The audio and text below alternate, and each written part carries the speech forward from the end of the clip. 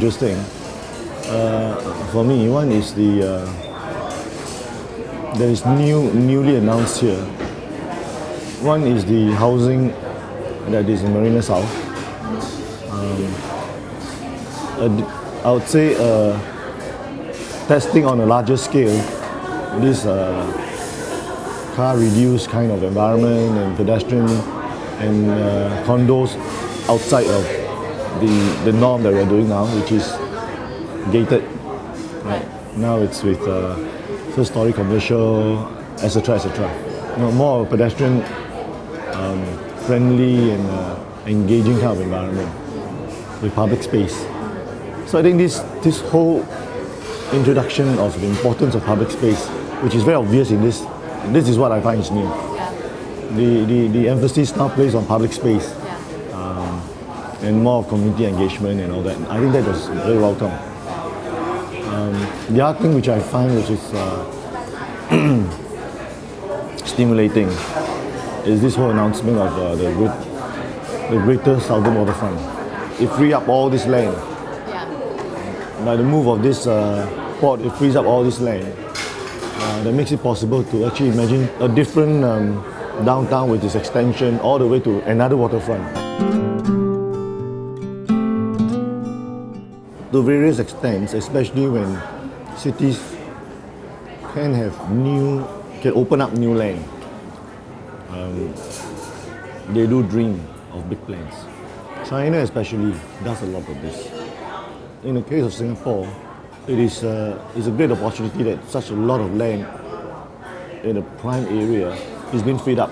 See, this one contiguous piece of land adjacent to our Marina South, and so it gives a possibility for a different kind of imagination. A lot of it is continuation of what they have been doing. These 4 clusters that were announced in the identity plan of 2002. Now they add in 3 more. Right. After 1985, we went into this high gear to conserve different areas. What was the trigger in 85? I think a few things. One was a very important speech by Rajaratnam, basically criticizing both the developers and even the government. He said something like, for a government who believe or something like that, anything that cannot be converted into cold cash is not worth preserving. Of course, at a time, there was a downturn in the economy, and they had also engaged a consultant team who says that there was also a decline in tourist arrivals, and that tourists no longer find the Eastern mystique in Singapore. So I think it was a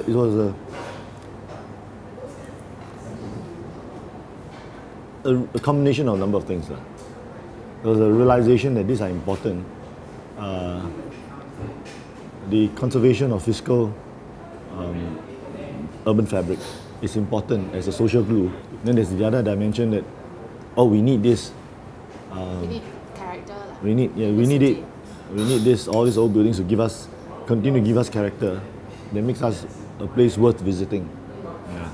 And I would say that since then there's no looking back.